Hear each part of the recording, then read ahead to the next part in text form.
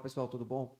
Vamos dar seguimento à nossa série de vídeos, os podcasts, o Plasticast, que é um podcast voltado para informação, para pacientes, para estudantes de medicina, para todo mundo que tiver o interesse de ver e ouvir um pouco sobre tudo: medicina, saúde, qualidade de vida, empreendedorismo, negócios, viagens, tudo a gente vai falar aqui um pouco. E aí a gente vai bater um bate-papo informal com nossos convidados. Hoje eu vou trazer aqui o Sabas, que é cirurgião oncológico, que é ginecologista, que é mastologista. Nós vamos destrinchar as perguntas que a gente recebe quase todos os dias na rede social e trazer para vocês de uma maneira bem clara, bem elucidativa, bem límpida, mas de maneira mais informal. Sabas, muito obrigado por estar aqui com a gente. Queria que tu se apresentasse, trouxesse para a grande maioria das pessoas como que tu gostaria de se apresentar aqui hoje. Obrigado, Alexandre, pelo convite, né? É um prazer estar aqui com você nessa conversa informal sobre saúde, né? Que é importante essa prestação de serviço, né? Com informação qualificada. Eu sou um médico hoje que atuo basicamente no tratamento do câncer, né? Câncer de mama, câncer ginecológico, de uma forma geral, e também faço laparoscopia, né? Para doenças benignas ginecológicas também. Então, esse é meus pacientes que eu atendo hoje basicamente nessas áreas de câncer, né? Câncer de mama, ginecológico, um pouco de melanoma também, sarcoma de partes mole. Né? É que são as doenças que, na verdade, nossas especialidades elas se convergem, né? A cirurgia plástica ela é uma cirurgia que o paciente, que na maioria das vezes tem aquela aura em cima do cirurgião plástico, ele é um cirurgião de estética, que ele deixa as mulheres bonitas, que ele coloca a mama, deixa a mama grande. Mas não é só isso. A gente também lida com patologias que vão levar a cânceres, como mais ou menos câncer de pele, que você falou, os melanomas, os cânceres de mama, que a gente atua fazendo as reconstruções, e é aí onde a gente se intrinca, é no diagnóstico, é no tratamento, é na reconstrução. Hoje a gente vê um foco muito grande em mama. Por quê? Porque a mama ela se tornou muito mais observada do ponto de vista do que pode acontecer depois do uso das próteses. A gente utiliza próteses praticamente desde 1970. Não eu, né? Nem você, graças a Deus, a gente não está nesse ramo desde essa época. Né? Mas desde 1970 se usa próteses. E elas foram evoluindo, mas o corpo da gente, com aquelas próteses, também vai se modificar. Hoje em dia, existe uma polêmica acerca das próteses. As próteses mamárias, elas podem estar ou não relacionadas a câncer, sabe? Esse é um tema que na literatura tem sido discutido na última década, principalmente, né, nesses últimos 10 anos, com o surgimento de alguns casos, né, de linfoma anaplásico de grandes células, que é um câncer muito raro, né, de uma forma geral. Geralmente é um câncer que tem um bom prognóstico. E se começou a ver em algumas pacientes com prótese a associação desse tipo de câncer na mama, que é um câncer muito raro na mama. Eu sou formado há 30 anos e eu, particularmente, nunca vi um caso de linfoma anaplásico de grandes células na mama. Então, são lesões extremamente raras. E hoje no mundo não existe nem 1000 casos associados à prótese e o surgimento desse linfoma específico da mama.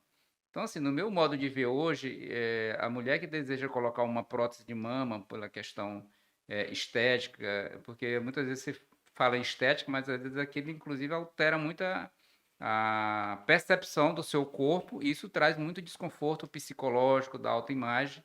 Então, esse risco ele é um risco muito pequeno, ou seja, eu diria que ele é um risco negligenciável, que a gente não deve dar muita atenção para esse tipo de linfoma. Aqui no Brasil mesmo, nós temos em torno de mais ou menos uns 10 casos relatados. Então, é muito raro, levando em consideração milhares de pacientes por ano que são colocados próteses mamárias.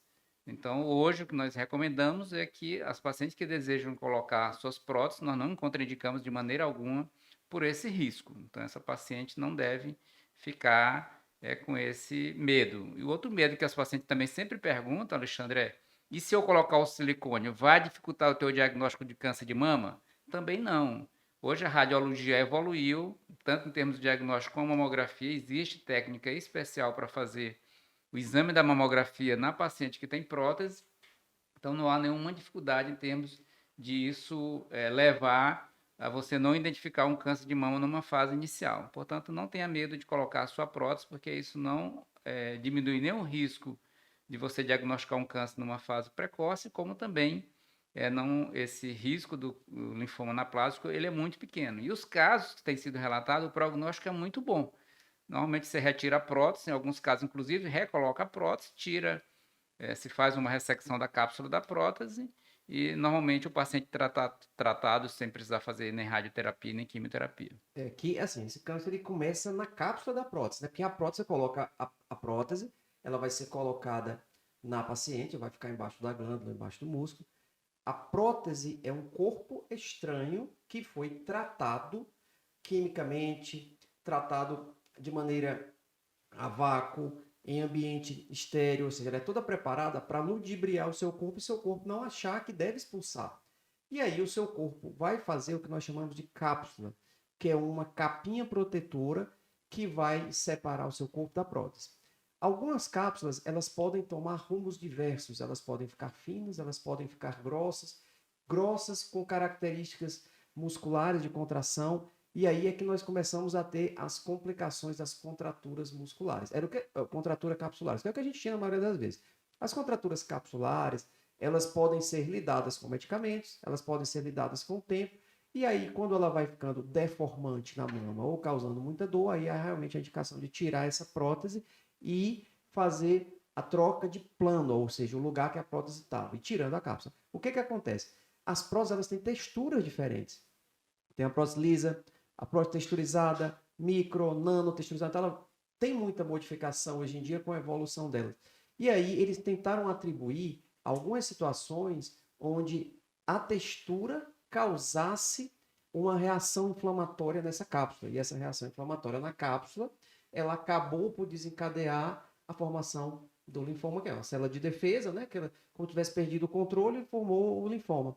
E aí o tratamento, né, sabe, é tirar a cápsula, tirar a prótese e tratar como um linfoma mais indolente, né? Ele é menos agressivo, né? Com certeza. É o que eu volto a dizer, né? Essa é uma situação muito, muito rara. Eu tenho 30 anos que lido aí com câncer de mama e não tenho nenhum caso, né, de pacientes fazendo reconstrução, utilizando prótese há vários anos. E aqui no Brasil nós temos hoje em torno dos 10 casos relatados. E o tratamento desses casos, na maioria das vezes, tem sido retirar a cápsula, pode se discutir, inclusive, colocar outra prótese e não fazer nenhum outro tratamento adicional. Alguns casos que a doença for mais avançada, pode ser feito quimioterapia, mas isso é exceção, porque a maioria desses tumores tem uma evolução muito bem. Até porque a mulher que tem prótese, ela está sempre indo ao seu médico.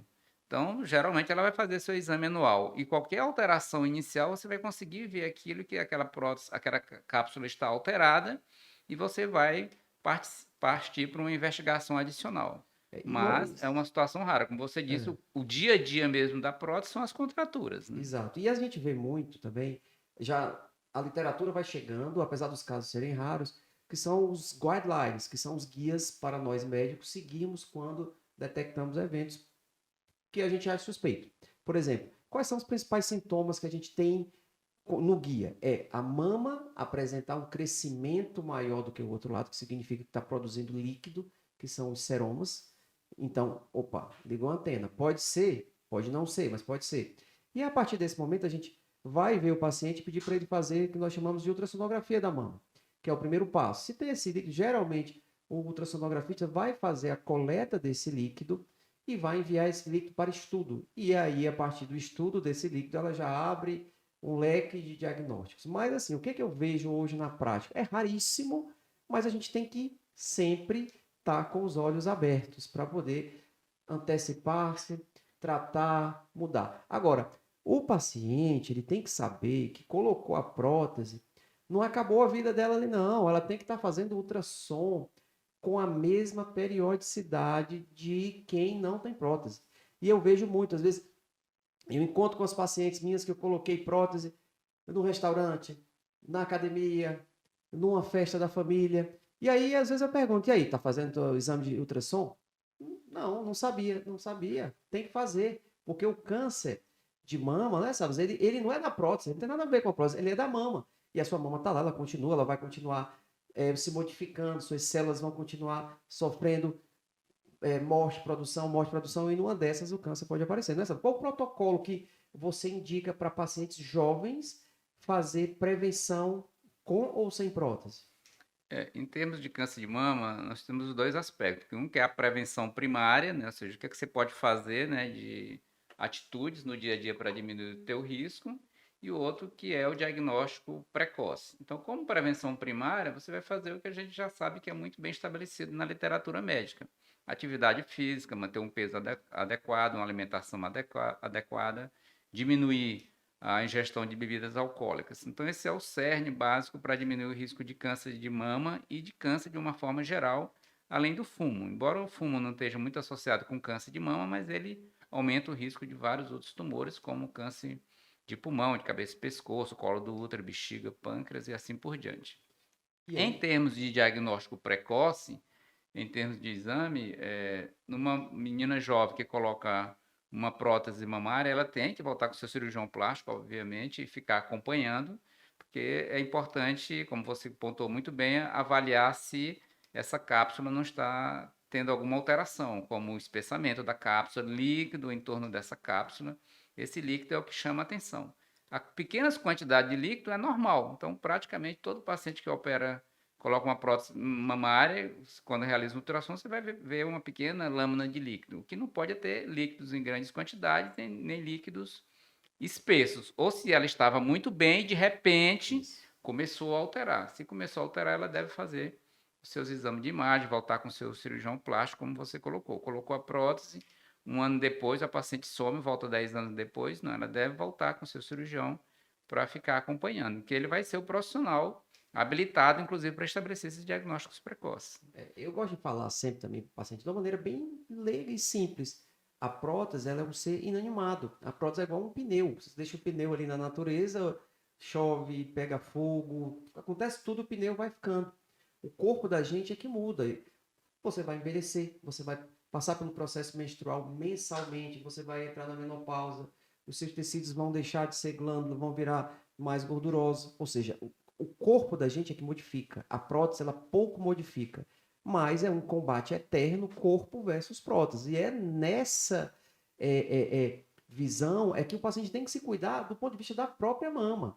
A prótese, quando acontecer algo, ela vai dar sinal. Mas ele pergunta sempre para mim, doutor, o que vai acontecer se ela estiver rejeitando? Você vai ser a primeira a saber. Primeiro, porque vai ficar tudo vermelho, provavelmente, que é uma rejeição mais aguda, vai dar febre, ou a prótese por meio vai tentar querer sair, se seu corpo não estiver aceitando ela, ou vai começar a formar a contratura capsular, que é uma deformação do formato da mama.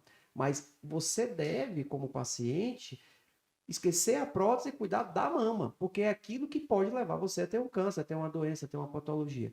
E aí a gente também tem na mama outras patologias, que são as patologias não relacionadas às próteses, que sempre estão na rotina da mulher que tem a idade menstrual. Antes de menstruar, ela não tem, né? Sabe? Mas depois que ela começa a menstruar, é normal que ela venha ter uns fibroadenomas, uns cistos.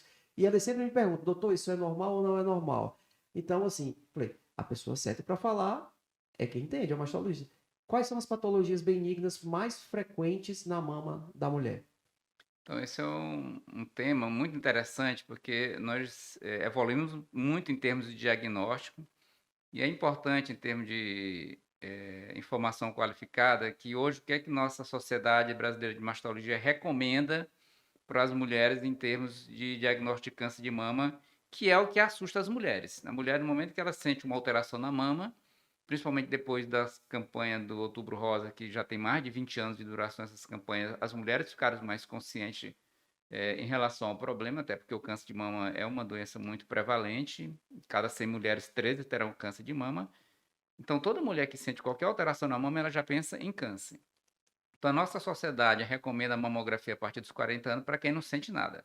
Especificamente em relação às doenças benignas da mama, a alteração mais comum são os cistos mamários e os fibroadenoma. Os cistos são lesões expansivas, ou seja, ela cria uma estrutura que dentro dessa estrutura tem líquido. Então, esses cistos, eles não têm nenhuma relação com câncer de mama. E os cistos, o diagnóstico é muito simples com a realização do exame de ultrassonografia, que é um exame que pode ser repetido várias vezes, ele não tem radiação, portanto, ele não traz nenhum risco para o paciente. E os fibroadenomas também são tumores muito facilmente caracterizados pela ultrassonografia, sobretudo nos pacientes entre 20 a 35 anos de idade. Todo nódulo que aparece depois dos 35 anos acende uma luz vermelha, porque já pode aumentar um pouco o risco do câncer de mama. Então, os cistos mamários são muito frequentes, junto com os fibroadenomas, que são as situações benignas mais comuns da mama. Felizmente, a história natural dessas doenças, ou seja, como elas evoluem ao longo do tempo, hoje é muito bem conhecida. Então, raramente hoje nós operamos fibroadenomas, exceto quando são fibroadenomas muito grandes, 4, 5 centímetros, que começa a alterar a anatomia da mama, o paciente começa a ver um volume aumentado da mama por conta desse nódulo. Então, para esses casos, a gente indica a cirurgia. Mas a maioria dos casos a gente consegue acompanhar essas pacientes tranquilamente com o exame de ultrassonografia, inicialmente a cada 6 meses, depois de 2 anos, se estiver normal, você fica fazendo uma vez por ano. Então, não é motivo para preocupação nem o cisto e nem o fibroadenoma. Nós recebemos hoje muitos pacientes que querem tirar o nódulo. Mas, doutor, eu não nasci com esse nódulo. Eu gostaria de retirar esse nódulo porque ele não nasceu comigo. O que eu sempre pontuo para paciente é que um fibroadenoma não tem relação com câncer, cirurgia tem risco. O risco de uma mulher saudável morrer de uma cirurgia eletiva é 1 em 100 mil, mais ou menos. É muito raro, mas morrem. 4, 3% vão ter infecção na mama. Quando tem infecção, curativo, antibiótico, piora da qualidade de vida, aumento do custo. A cicatriz pode ficar feia, e aí pode ser preciso injeção corticoide, pode ser feita uma cirurgia novamente, com radioterapia para melhorar a cicatriz. Então, não há vantagem para o paciente para fazer cirurgias para fibroadenomas pequenos, de 1 centímetro, 2 centímetros, 3 centímetros. Então, se a gente explica isso para o paciente, ele consegue entender que o risco é muito pequeno, que é praticamente zero o risco de câncer, e que ele não vai se submeter a uma cirurgia, que ela não vai se submeter a uma cirurgia desnecessária. Então, assim, em soma, de 6 em 6 meses, fazer o acompanhamento dos primeiros 2 anos, né? E a partir daí, se não houver evolução desse fibroadenoma, manter anualmente. Porque o que a gente vê também é um pouco do lado da ansiedade, né? Porque você tá, na teoria, com um nódulo em você, você sempre acha que a melhor coisa é resolver logo para não ficar esperando a janela dos 6 meses, né? Que eu noto muito que as pacientes ficam assim. Agora, a maioria delas, atualmente, após passar com as consultas, é, principalmente com a especialidade da mastologia, ela já fica bem clarificada que aquela máxima é: quem tem menstruação ativa produz hormônio, quem produz hormônio está passível de ter cisto e fibroadenoma. Elas já vêm bem mais tranquilas. Mas antigamente, elas já vinham com um cortezinho ali perto da areola ou na lateral, que às vezes era da época, era cultura. Você vê que você falou que o ponto de corte agora é 4, né?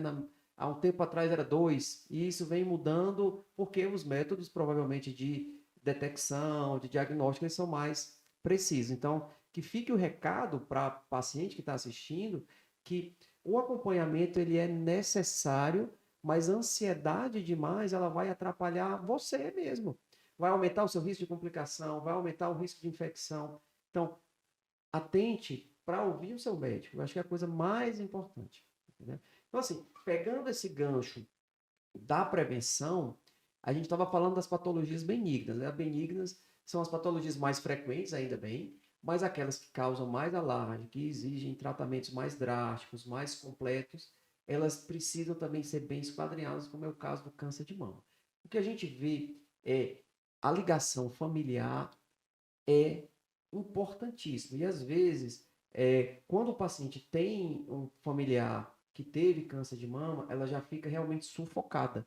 E elas costumam perguntar para a gente que, como cirurgião plástico, elas passam a ter um vínculo maior, se podem tirar a mama preventivamente na cirurgia da mama, ou se tem algum exame que ela pode fazer genético para saber se ela tem a chance maior ou não, porque a tia teve. Então, sabe, primeiro, vamos começar lá da raizinha do câncer de mama para a gente poder trabalhar ele todo. É, existe alguma coisa que pode fazer geneticamente para descobrir se tem mais chance de ter ou a história por si só já serve? Então, hoje, os testes genéticos eles estão muito bem, estão disponíveis aqui no Brasil. Esses testes eles eram muito caros há 5, 10 anos atrás. Os valores têm diminuído bastante. Então, hoje, o que nós recomendamos é fazer a história do paciente. Não, o paciente que chega com câncer de mama, você vai fazer a história, ver se ele tem mãe, irmã ou filha com câncer de mama. Uma vez a gente estratificando esse risco, é indicado um teste genético após um aconselhamento que a gente chama pré-teste. Nós vamos informar para ele qual é o tipo de teste que ele vai fazer, quais são os riscos desse teste. Tem paciente que não tem suporte psicológico para receber um diagnóstico se ele tem uma mutação. Então, a gente sempre pergunta para o paciente, se a senhora receber esse resultado, ele vier positivo, qual será a sua atitude? Como é que você vai se comportar diante desse teste? Porque uma vez o teste sendo positivo, isso muda toda a estratégia do tratamento e também do diagnóstico precoce para quem não teve o câncer ainda.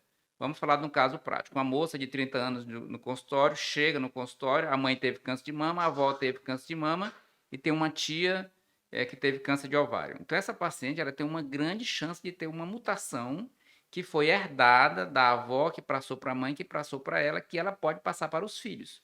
Então, essa moça tem indicação de fazer teste genético. É colhido saliva ou sangue, e aí se faz um painel de genes associado ao câncer de mama.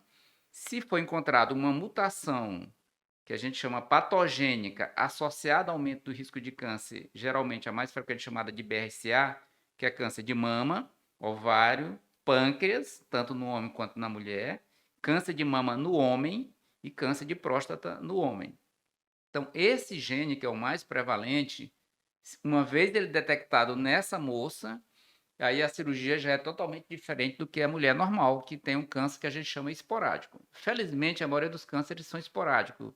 Não tem história na família, 70% das mulheres que têm câncer de mama, não tem ninguém que tem câncer na família. Mas especificamente nessa moça que vê a mutação positiva, a recomendação hoje, por exemplo, é fazer a mastectomia bilateral. Mesmo que ela tenha um tumor de 1 centímetro, nós sabemos, baseado nos estudos que têm sido publicados nessa última década, que essa mulher fazendo a mastectomia bilateral, ela tem um aumento na sobrevida dela. Porque o risco dela ter um câncer na outra mama, ele gira em torno de 50% a 60% ao longo da vida, porque ela é muito jovem. Então, para essa mulher, hoje a recomendação seria essa. Vamos supor que ela tem um filho, uma filha. Para essa filha, depois dos 25 anos, o ideal é que a gente converse com ela, faça esse aconselhamento pré-teste e decida se ela quer ou não fazer o teste.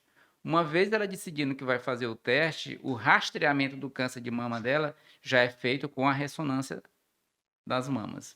Então, ela faz uma ressonância magnética todos os anos a partir dos 25 anos de idade. E quando ela completar entre 30 e 35 anos de idade, se discutir com ela a realização da mastectomia redutora de risco, que a gente chama também profilática. Seria tirar as duas mamas, colocar prótese, para diminuir o risco de câncer de mama, que diminui em torno de 95% o risco dela ter um câncer de mama.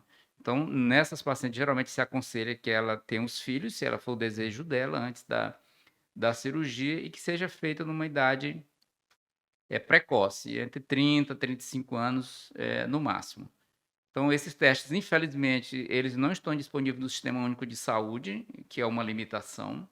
Ele ainda é muito caro para o poder real aquisitivo, principalmente aqui do nosso estado. Ele custa em torno de R$ 2.000 uma plataforma hoje, de um teste chamado multigênico, e a gente sabe que isso diminui o acesso. Mas a maioria dos convênios, eles têm um rol da ANS que estabelece um caso desse que a gente citou aqui, que é coberto pelos convênios. Então, ele faz tanto para o paciente, se o paciente for positivo, os descendentes e os irmãos desse paciente também podem acessar o exame pelos planos de saúde.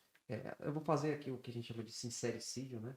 Porque, assim, uma prótese custa mais do que isso, entendeu? Então, assim, é tão mais importante, é tão mais definidor da sua qualidade de vida, da sua saúde de maneira mais global, mais barato do que a prótese. E assim, não deixe de fazer. Se precisa, faz. A Teresina faz, né? Colhe aqui e Faz. manda fazer fora, né? Isso, faz. A gente escolhe aqui e manda fazer Porque fora. acredito que é uma pergunta que não é infrequente. Os pacientes me perguntam muito. Doutor, minha mãe tá com câncer de mama. O que eu posso fazer? Eu posso fazer aquele teste? Aí eu vou, indico, oriento, procurar e tal. Mas é uma pergunta que é muito frequente. É algo que a gente tem que deixar isso bem público, que é para orientar. Outra coisa é que realmente é o que vai vir depois. É o tratamento da mastectomia, profilática bilateral, que ela já ficou muito famosa quando aquela atriz a Angelina Jolie ela fez. Só que foi para a mídia que ela fez. Não foi, como ela é. Então as pessoas às vezes elas nem sabem como é essa retirada da mama. Ela não sabe se tira o mamilo junto, se a mama fica menor, onde é que fica essa cicatriz. Então, mais ou menos trazendo para você a realidade. Como que é essa cirurgia, Salas? A mastectomia redutora de risco, existe inclusive hoje um grupo de mulheres no mundo que cresce, inclusive fazendo mastectomia sem reconstrução. Tira tudo e fica sem nada, mas esse é um grupo ainda pequeno. Porque hoje, com a segurança da prótese, que a gente discutiu aqui no início, não tem sentido a mulher ficar com o seu corpo deformado e com alteração que a gente sabe que traz uma alteração psíquica muito grande, a mutilação. Então, essa cirurgia você vai deixar o bico do peito, vai deixar toda a pele da mama e vai tirar só a glândula da mama. Então, você tira a glândula da mama e coloca uma prótese. É uma cirurgia relativamente tranquila. O paciente opera num dia, no outro vai para casa. A taxa de complicação é aceitável. Os resultados cosméticos a médio prazo e longo prazo realmente são bons, principalmente nas mulheres que têm uma mama favorável. Em pacientes que têm uma mama com muita pitose, a mama muito caída ou uma mama grande, essa cirurgia é feita em 2 tempos, né? O ideal, fazer uma mamoplastia e 6 meses, um ano depois, fazer a retirada da glândula mamária. Esse é o que a gente tem feito na prática clínica. Mas é importante pontuar que isso só deve ser feito na paciente que tem mutações patogênicas que aumentam muito o risco. Existe mutação que aumenta o risco, na população geral, é 13%. Então, a mutação que aumenta para 15%, eu não vejo justificativa para fazer uma cirurgia dessa. Mas para uma mutação que o risco de câncer de mama chega a 60%, que aquela mulher já viu outras mulheres da família sofrendo. Então, normalmente, essa paciente opta pela mastectomia. E é importante dizer que essa mastectomia ela não é impositiva. Você, mesmo tendo a mutação, você não é obrigado a fazer essa cirurgia. Existem outras alternativas que podem ser oferecidas, como acompanhar com ressonância todo ano, tomar medicação para diminuir o risco, pode ser retirado só os ovários e as trombas em torno de 35 a 45 anos, que isso diminui em 50% o risco de câncer de mama. Então, não é obrigado a retirar as mamas. A gente sabe que isso aumenta um pouquinho a sobrevida do paciente, mas essas outras estratégias de ressonância, tomar medicação ou retirar só os ovários, também são estratégias bastante interessantes para aquela mulher que não quer tirar a mama. Então, nós temos várias pacientes hoje que não aceitaram fazer a mastectomia. A gente coloca isso muito claro para a paciente. Essa não é uma decisão impositiva, ela tem que ser compartilhada com o paciente. E algumas pacientes optam por não realizar. E mais, quanto maior a idade da paciente, menor o benefício de retirar a mama. Então, pacientes com mais de 50 anos, o benefício dessa cirurgia é muito questionável.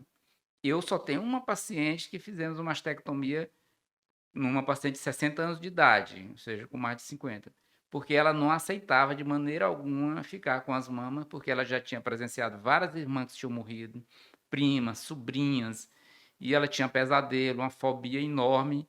Inclusive, foi uma cirurgia que teve complicação, teve infecção, teve que ser tirada a prótese.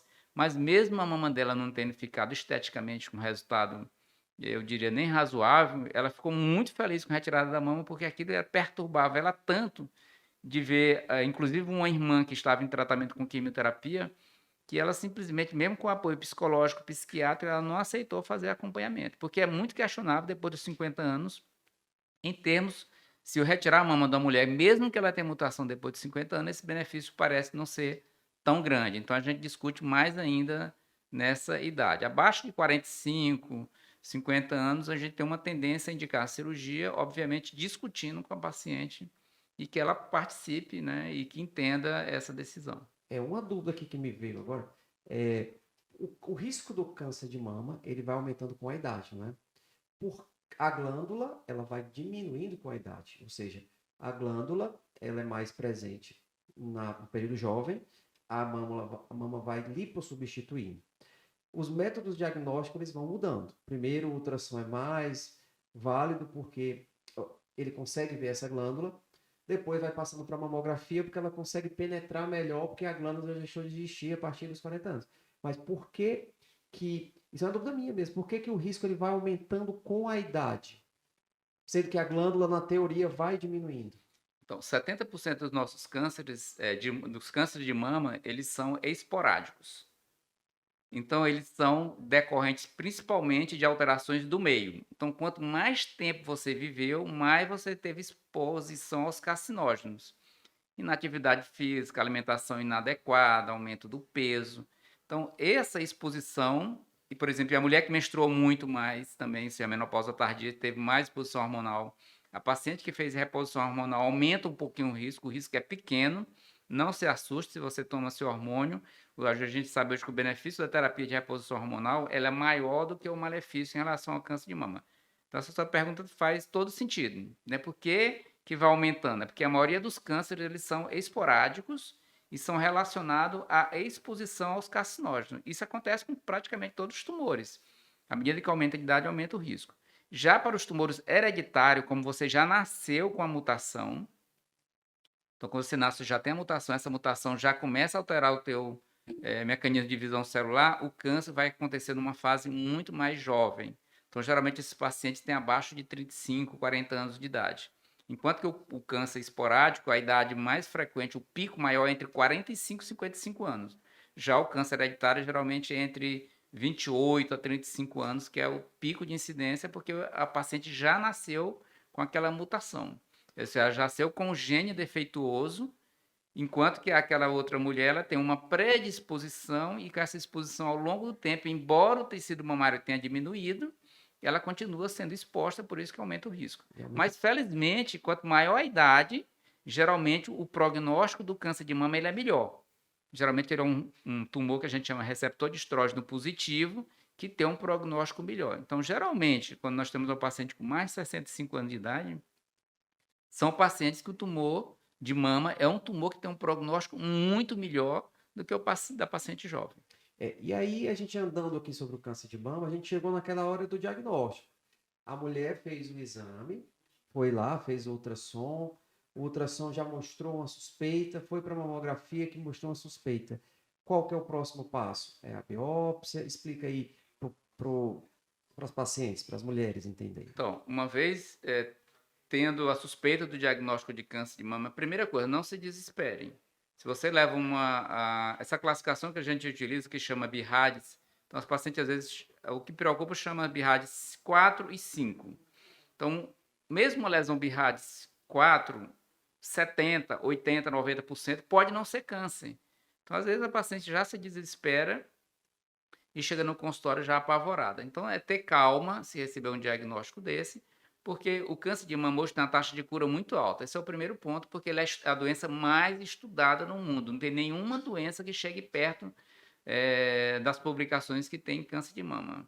Câncer de mama tem mais de 500 mil de publicação científica. A Covid, com tudo que já foi publicado, tem 200 e poucos mil publicações, que é uma doença também que foi muito estudada.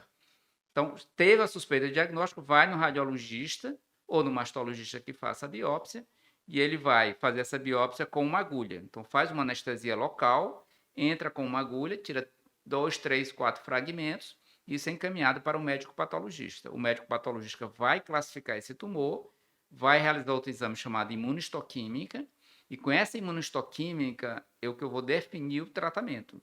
Se eu começo com cirurgia ou se eu começo com quimioterapia.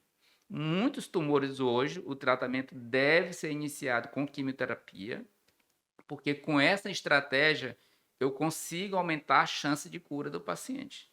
Então, tem muitos pacientes que às vezes questionam muito, mas doutor, meu tumor só tem 2 centímetros, minha mama é grande, por que eu não tiro logo esse tumor? Porque você pode perder entre 8 a 10% de chance de cura se eu fizer a cirurgia primeiro. Então, a estratégia do tratamento não pode ser feita hoje em câncer de mama sem imunistoquímica. Então, tem que fazer o histopatológico e a imunistoquímica, são exames hoje que a gente consegue em 5, 7 dias no máximo, já está tudo pronto e você consegue estabelecer a terapêutica adequada, porque nós não podemos hoje perder 8, 10% de chance de cura, né, porque a paciente acha que fazer a cirurgia é melhor. Então, o especialista vai discutir isso com você e estabelecer a estratégia. Mesmo tumores pequenos, às vezes de 1 centímetro, é melhor fazer a quimioterapia antes, porque nós sabemos que isso aumenta a chance de cura do paciente. Antigamente, a gente não tinha esse dado científico, mas nos últimos 3, 4 anos surgiu um trabalho, principalmente para esses tumores chamados triplo negativo, em que se eu faço a quimioterapia antes e o tumor não desaparece, eu consigo ainda dar mais remédio depois da cirurgia, que aumenta a chance de cura. E, Sabas, o tumor em si, ele é físico, ele é um pedaço e o paciente acha que aquele é o único problema, né? Mas aquele tumor, ele é feito de células e aquelas células, elas são constantemente, digamos, digeridas e espalhadas. Qual é o primeiro lugar que geralmente essa microcélula que o paciente está olhando só para o caroço, essas pequenas células vão primeiro para onde? Para axila, para onde que é? Então, o câncer de mama, ele é uma doença que começa na mama e ele vai se disseminar inicialmente para a axila e depois para os outros órgãos, sobretudo para osso, pulmão e fígado, que são os sítios mais frequentes de metástases do câncer de mama. A metástase é o novo tumor que surge a partir do tumor primário da mama, você tem um tumorzinho na mama, e ele foi para o pulmão. Ou seja, essa célula caiu na circulação sanguínea, conseguiu se implantar dentro do pulmão e ela começa a crescer. Por isso é importante o diagnóstico precoce. Quanto menor o tamanho do tumor, menor a chance de você ter uma metástase. Mas hoje, mesmo os cânceres metastáticos, você consegue ter uma taxa de controle da doença muito grande, coisa que a gente não tinha no passado.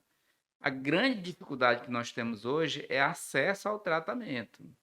Os tratamentos ficaram muito caros, então os pacientes que têm doença metastática, às vezes você não consegue oferecer toda as medicações que existem, porque elas não são cobertas nem pelo Sistema Único de Saúde, nem pelo sistema privado.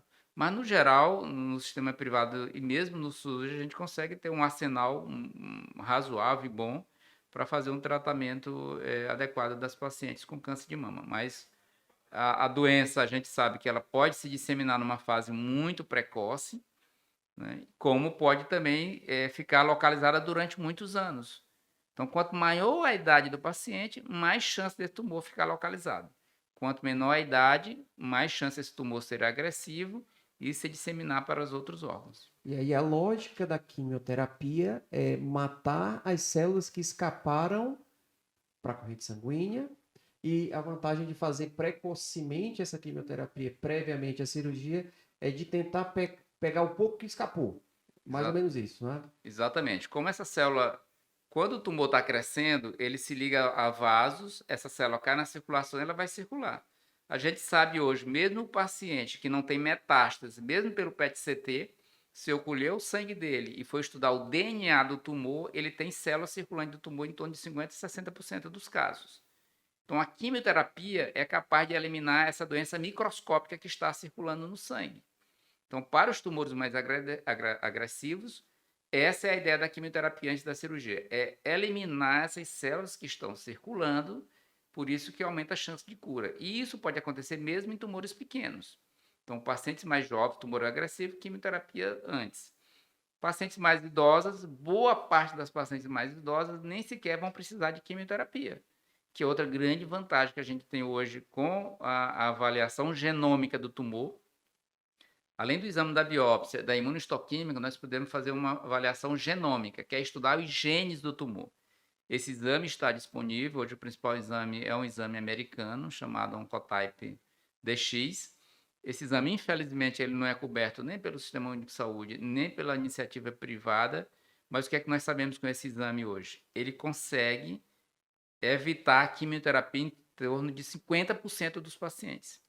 Paciente que só com histopatológico, imunohistoquímica, eu vou indicar quimioterapia se eu fizer esse exame, se eu tenho dúvida na indicação da quimioterapia e eu fizer esse exame é feito do material que é tirado da biópsia, eu consigo evitar a quimioterapia em torno de 50% dos pacientes, o que é uma grande vantagem, porque o grande temor dos pacientes que têm câncer é a quimioterapia, principalmente, porque vão ter os efeitos colaterais, a cognição, neuropatia, náuseas, vômito, perda do cabelo, alteração da autoimagem. Então, há uma série de complicações da quimioterapia que os pacientes realmente temem muito. Apesar de todo o arsenal que existe hoje para diminuir os efeitos da quimioterapia, ela ainda é um tratamento ainda bastante doloroso, sofrido, apesar de todo o apoio psicológico das enfermeiras que apoiam esses pacientes nesse momento. E feita digamos, a quimioterapia feita a retirada, o próximo passo, a radioterapia, que também está muito envolvido com o tratamento do câncer de mama. Qual é, na verdade, a indicação da radioterapia no câncer de mama? A radioterapia hoje é sempre que eu deixo a mama, eu indico radioterapia. Então, deixou a mama, você indica radioterapia. E o que é que nós sabemos hoje? É que as pacientes chegam muito no consultório, por exemplo, e dizem, doutor, eu prefiro que você tire a minha mama toda, tirar o mal pela raiz, esse é o que está no subconsciente coletivo, porque eu fazendo essa cirurgia extensa, eu diminuo o risco da doença voltar. Isso é o que paira no subconsciente coletivo, inclusive de alguns médicos. A cirurgia conservadora, quando eu deixo a mama, comparado com a retirada da mama, quando eu deixo a mama, a taxa de cura é maior, em torno de 1,5% a 2%. Então, hoje é um esforço grande da mastologia brasileira de aumentar as taxas de tratamento conservador. Hoje, em torno de 80% a 85% dos pacientes podem ser tratados sem a necessidade de retirada da mama, seja pela utilização da quimioterapia, que diminui o tamanho do tumor, seja pelas técnicas de oncoplastia, que você pode fazer remodelamento da mama e tirar tumores de 3, 4, 5 centímetros sem grandes dificuldades, e a doente ficar com a mama muito boa, né? Faz praticamente uma plástica de mama associada à retirada do tumor. Então, sempre nós vamos tentar deixar a mama porque a taxa de cura é maior. Deixou a mama, tem que fazer radioterapia. Tirou a mama, em que situações você vai fazer radioterapia?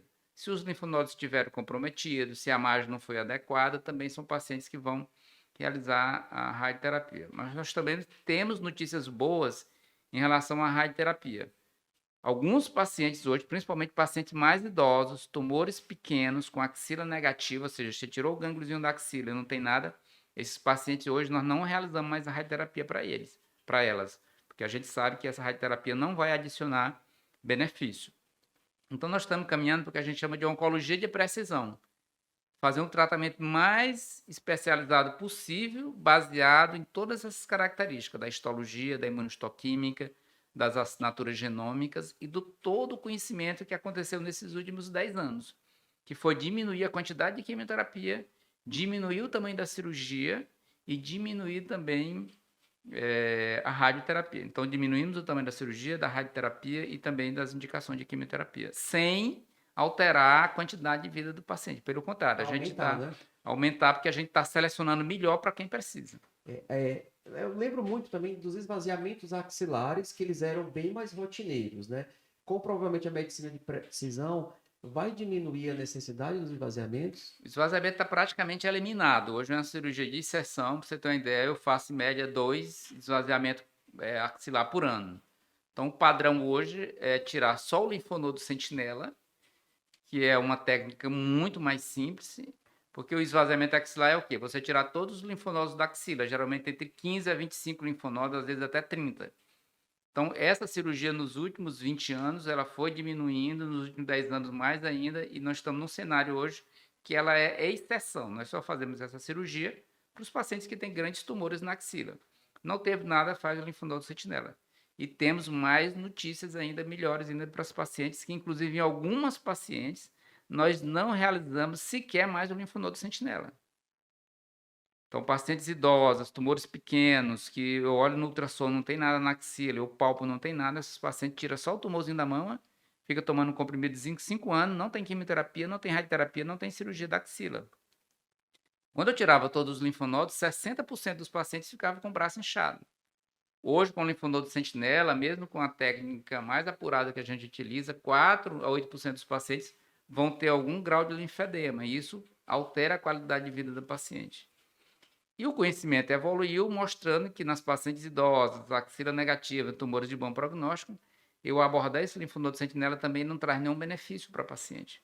Então, mais uma vez, oncologia de precisão, baseado em quê? Em todos os trabalhos científicos que têm sido publicados em câncer de mama, que é a doença mais estudada no mundo todo. E assim, antigamente também, eu digo antigamente há pouco tempo, né? Que é o tempo que eu estou na atividade. O linfonodo sentinela era rotina, né? Que o linfonodo sentinela é o primeiro linfonodo no qual o câncer conseguiu pegar, espalhar.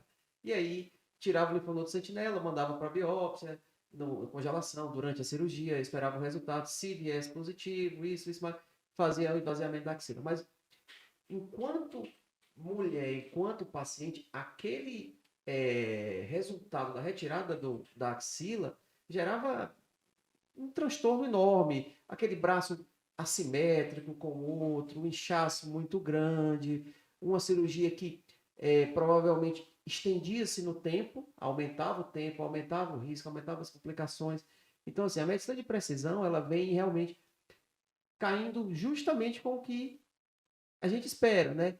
Menos é mais, mas é o menos é mais científico, é o menos e mais, é mais explicado e embasado. Você não está negligenciando etapas que se fazia antes. Não, você está não fazendo por puro e simples maior conhecimento. E aí eu vou até mais adiante para tentar explicar sobre a radioterapia também, como ela era ruim. Como eu acho ainda que ela nos prejudica muito como cirurgiões plásticos. A radioterapia, de uma maneira bem leiga, ela queima. Né? Ela emite ondas que vão fazer uma lesão, vamos dizer, nuclear, né? Específica, mas ela não consegue ser tão específica assim, porque ela tem que atravessar, a pele tem que atravessar a gordura para chegar na mão ou chegar no linfonodo, que é o objetivo. E aí ela queima a pele. E aí ela queimou a pele, ela deixou uma lesão. E aí ela já dificulta o meu tratamento posterior de uma reconstrução, ela já impacta a estética da paciente, o lado psicológico. Então, a radioterapia, sabe, ela diminuiu, né, a sua utilização com esse avanço, mas hoje em dia ainda é feita, não é? Sim, nós fazemos muita radioterapia. O que foi que aconteceu? Nós estamos fazendo agora muitos pacientes o que a gente chama de radioterapia fracionada. Então, o que era feito em 4 semanas, agora é feito em 2. Isso tem diminuído os efeitos, sobretudo sobre a pele. E o outro grande avanço, em casos selecionados em pacientes com tumores pequenos e bom prognóstico, é você fazer uma radioterapia intraoperatória. Então, o paciente, durante a cirurgia, eu já faço a radioterapia com uma dose só no leito cirúrgico, que tem os mesmos efeitos da radioterapia em 2 semanas.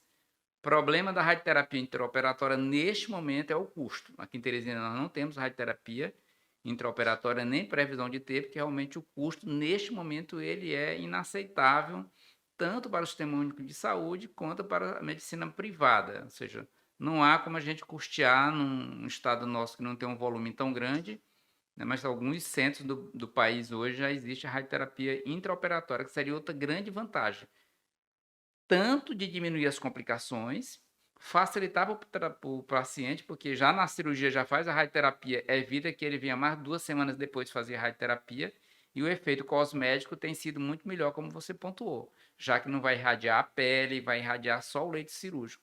Então, a gente espera que esses custos diminuam para que a gente possa implementar aqui no nosso estado. E a radioterapia é um tratamento que ele precisa de um maquinário grande, pesado e, digamos, perigoso, né? Ele não pode estar em qualquer lugar. O paciente ele vai fazer a radioterapia em poucos locais porque aquela máquina não pode estar em qualquer lugar. Tem que ter uma liberação especial. Então, para fazer no hospital, até a logística de levar para o hospital, colocar aquela máquina lá dentro, levar para o centro cirúrgico. Eu me lembro quando eu morei em São Paulo, eu fiz residência. Eu fui a algumas cirurgias no Sírio, no Oswaldo Cruz, que usava radioterapia intraoperatória em câncer de mama. Saía todo mundo da sala, era uma coisa assim que demandava toda uma parafernália e também toda uma movimentação de equipe, que eu acho que é complexo para a gente aqui, né? Além do custo ser altíssimo, né? Então, assim, a gente já passeou pela radioterapia, mas essa radioterapia também ela não é de todo ruim, se a gente for pegar a parte nuclear, né? A gente na plástica, a gente usa muito uma vertente da radioterapia que tem uma emissão de raios diferentes que vão agir na pele, que aí é o contrário. Ela vai causar lesões na pele que vão matar as células que cicatrizam demais.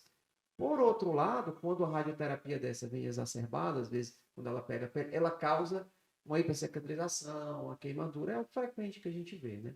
Então, assim, a gente já passeou pelo câncer de mama, a gente já falou sobre o tratamento. E como é que segue o paciente que tratou, tirou o câncer e fez a radioterapia? Esse é um tema que é importantíssimo que a população entenda.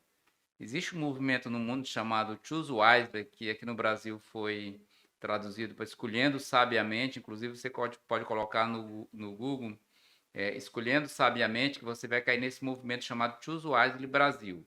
E tem o Choose Wisely americano, tem o Choose Wisely da Itália. Inclusive, tinha um aplicativo nas lojas virtuais que saiu, mas você consegue acessar a plataforma através do Google.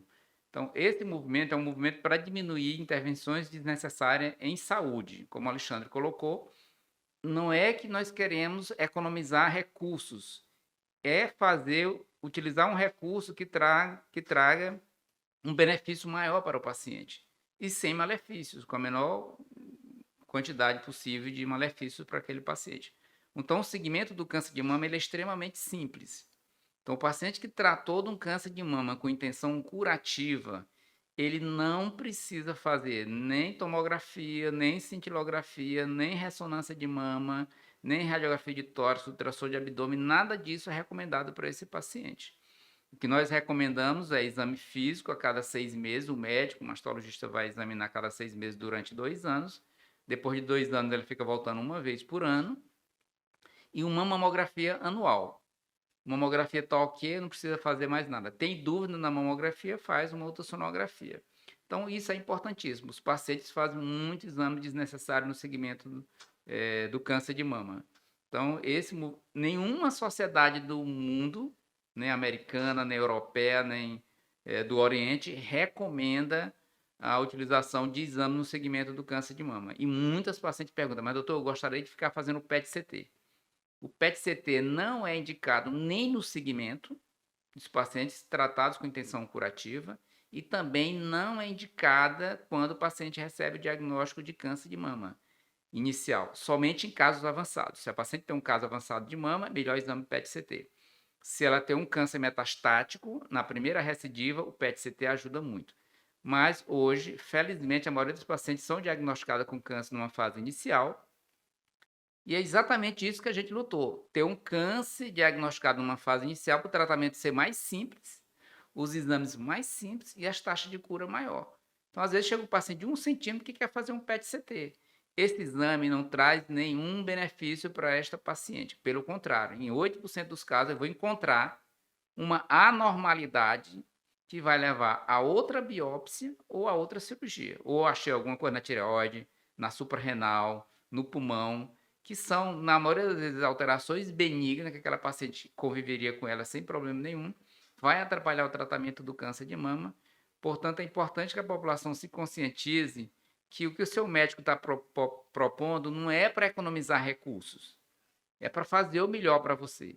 Diminuir a intervenção desnecessária sem alterar a sua taxa de cura.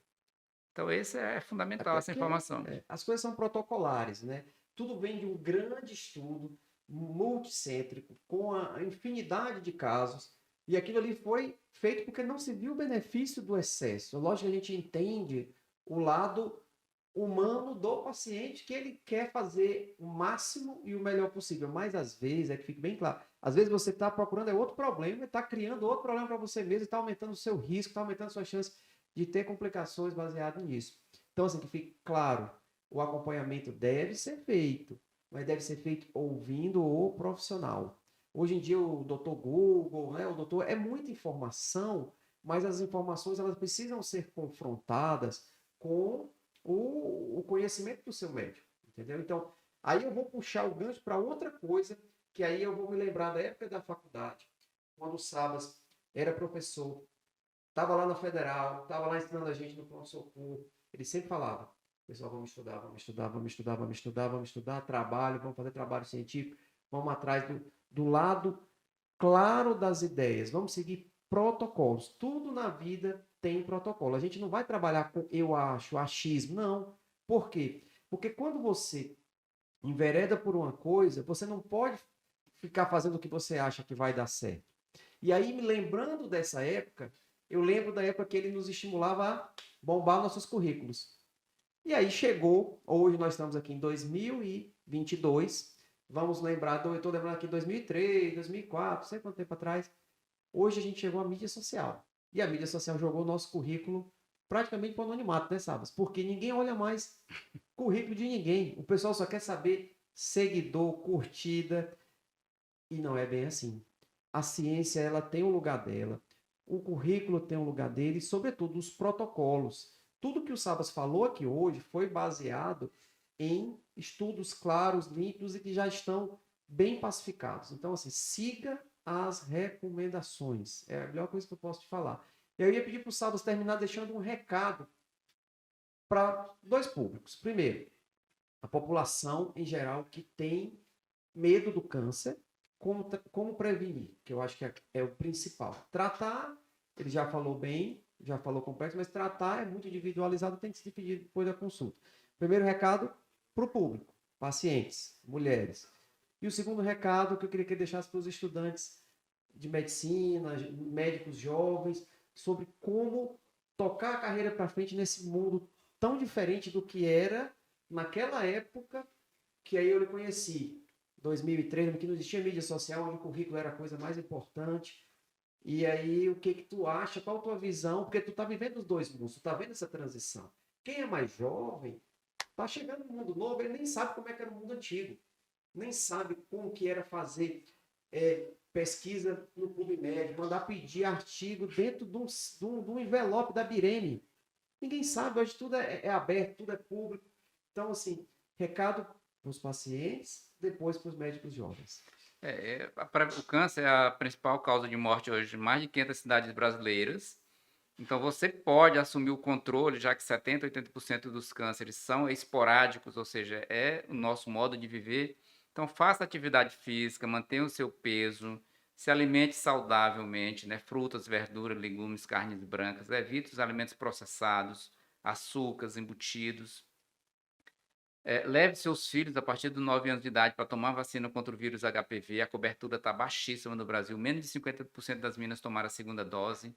Menos de 10% dos meninos tomaram a segunda dose. Então é muito baixa na vacina que é gratuita, caríssima, R$ 1.500 em média no sistema privado. E ela está disponível aí no SUS, né, pago pelos nossos impostos. Então leve seu filho, tome a vacina da hepatite B. Então não fume e beba com moderação. Então, eu acho que esse é o cerne da prevenção do câncer. Se você fizer isso, vai zerar o seu risco? Não, mas vai diminuir. Não só de câncer, mas diabetes, infarto agudo do miocárdio, acidente vascular cerebral.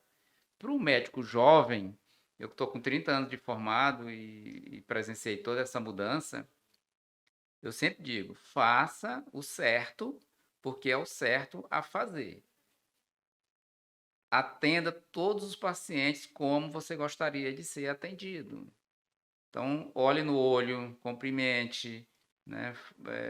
Ouça a queixa do paciente, dê seu contato para o paciente.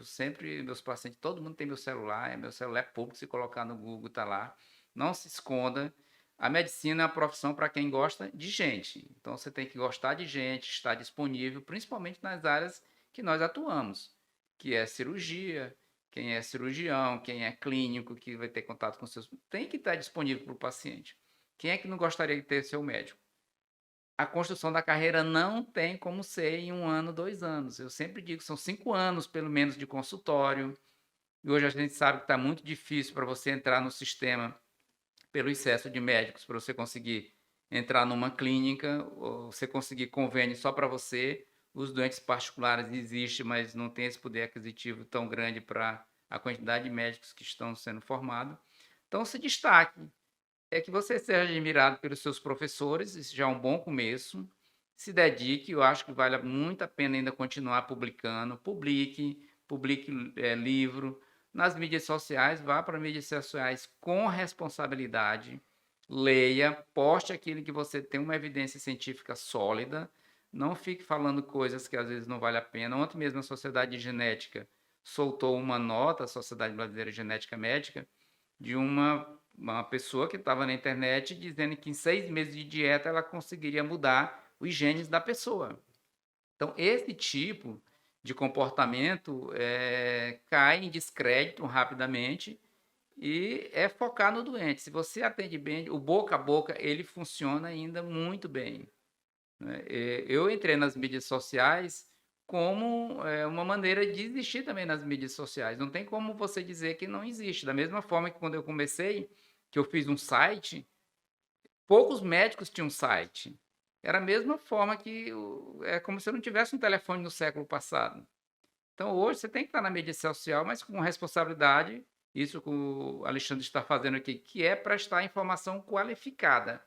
O motivo não é para você se promover. Você vai levar uma informação qualificada, adquirir credibilidade junto à comunidade e principalmente aos seus pares. Se você tem respeitabilidade pelos seus pares, eles que vão te encaminhar os pacientes. E o boca a boca, aquele paciente que você atendeu bem, ele vai te referenciar para 1 ou 2 pacientes. Aquele que você atendeu mal, ele vai falar da maneira como ele foi atendido para 30, para 40, para 50, nunca mais ele vai esquecer aquilo vai ser um trauma para ele. Então a gente tem que estar sempre disposto, cuidar da sua saúde física e mental.